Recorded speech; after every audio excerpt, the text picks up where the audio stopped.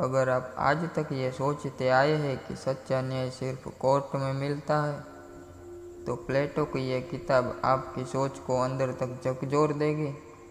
यह किताब सिर्फ एक दर्शन नहीं, आत्मा की रोशनी है, और आज हम उसी रोशनी की तरफ चलेंगे। नमस्ते दोस्तों, स्वागत है आपका आपकी चैनल बुक्स की आवाज़ जीपी में। यह एक यात्रा है, भीतर की यात्रा, और आज हम जिस किताब के साथ इस यात्रा पर निकले वो 2400 साल पुरानी है, मगर उसकी सच्चाई आज भी उतनी ही गूंजती है जैसे यह कल ही लिखी गई हो। किताब का नाम है द रिपब्लिक, प्लेटो द्वारा। न्याय क्या है? प्लेटो हमसे एक बहुत बड़ा सवाल पूछते हैं। न्याय क्या है? क्या न्याय मतलब अपराधी को सजा मिलना, या फिर गरीब की रोटी और अमीर को लगाम?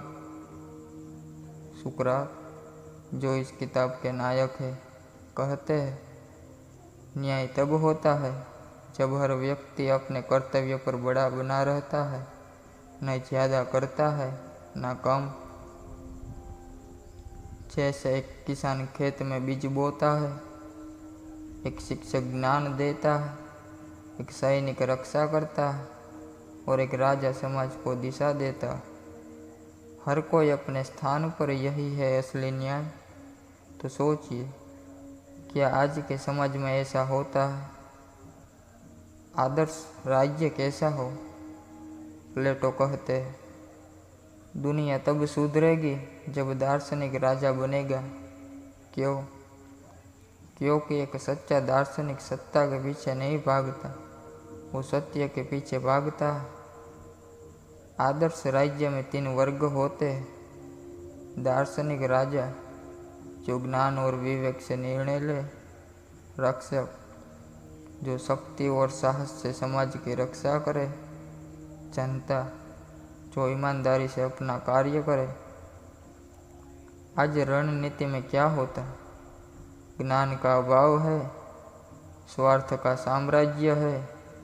प्लेटो हमें एक आईना दिखाते हैं कि अगर सत्ता ज्ञानियों के हाथ में दी जाए तो क्रांति आ सकती है।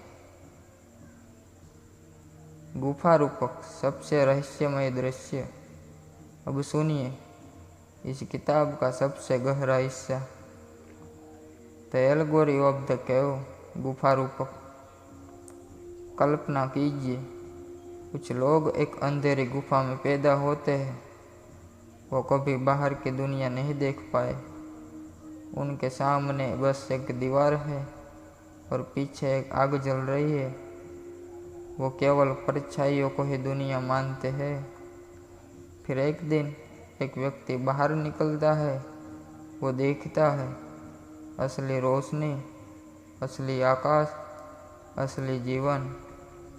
वो वापस गुफा में आता है, अपने साथियों को बताते हैं वो जो तुम देख रहे हो वो भ्रम है। मगर लोग हंसते हैं और कहते हैं तू पागल हो गया है। अब सोचिए, हम सब भी कभी न कहीं इसी गुफा में हैं। टीवी, सोशल मीडिया, समाज की धारणाएं, ये सब परछाइयाँ है, और सच्चाई कहीं बाहर भीतर छिपी है। क्या आप भी कभी उस गुफा से बाहर आए हैं? शिक्षा की शक्ति। प्लेटो कहते हैं शिक्षा का मकसद केवल जानकारी देना नहीं है, बल्कि आत्मा को अंधकार से प्रकाश की ओर ले जाना है। शिक्षा आत्मा को उसकी सच्ची दिशा में मोड़ने की कला है। बच्चों की शिक्षा ऐसी होनी चाहिए जो उन्हें साहसी बनाए, नैतिक बनाए, सोचने की शक्ति दे। आज शिक्षा क्यों दे रही है? डिग्रियाँ, नौकरियाँ, मगर आत्मा, क्या हम उसे शिक्षित कर रहे हैं?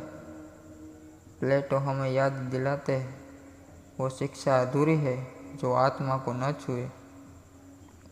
आत्मा के 3 भाग। प्लेटो कहते हैं आत्मा 3 हिस्सों में बटी है। पहली है बुद्धि, जो सोचती है, निर्णय लेती है। दूसरा है साहस, जो लड़ती है, संघर्ष करती है। और तीसरा है इच्छा, जो भूख, लालच, वासना की ओर खींचती है। जब बुद्धि बाकी दोनों ऊपर राज करती है तभी इंसान सच्चा न्यायपूर्ण जीवन जीता है। लेकिन आज लालच आगे है, साहस दबा है, बुद्धि सो रही है। तो क्या हम अपनी आत्मा को राजा है या गुलाम? फिलोसोफर किंग क्यों जरूरी है? प्लेटो कहते हैं कि सच्चा राजा वो है जो गद्दी के पीछे नहीं भागता, बल्कि जिसे ज्ञान की खोज, न्याय की प्यास हो। वो कहता है, जब तक दार्शनिक राजा नहीं बनते या राजा दार्शनिक नहीं बनते, तब तक समाज को मुक्ति नहीं मिलेगी।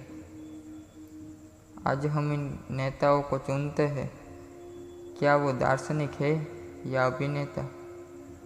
क्या वो सत्य की खोज में है या सत्ता की भूख में? अब सवाल आपको पूछना है, क्या आप खुद अपने जीवन के फिलोसोफर किंग बन सकते हैं? दोस्तों, ये किताब कोई कहानी नहीं है, ये आत्मा का नक्शा है जो हमें खुद तक पहुंचाती है। प्लेटो की बातें सदियों पहले लिखी गई, मगर आज भी उतनी ही जीवंत है, क्योंकि इंसान की आत्मा नहीं बदली। हम आज भी गुफा में हैं, आज भी न्याय की तलाश में हैं, आज भी ज्ञान को सत्ता से दूर रखते हैं। लेकिन एक उम्मीद है कि आप और हम इस यात्रा से आगे बढ़ सकते हैं। हम अपने भीतर के अंधकार से निकल सकते हैं और प्लेटो के शब्द में कहे तो हम आत्मा को सूरज तक पहुंच सकते हैं। अगर आपने कुछ महसूस किया हो तो इस वीडियो को दिल से लाइक करें और कमेंट करके बताएं, क्या आप भी कभी उस गुफा से बाहर निकले हैं? आपका भाई जीपी फिर मिलेगा एक नई किताब, नई रोशनी के साथ। तब तक भीतर उतरिए और आवाज़ को सुनते रहिए।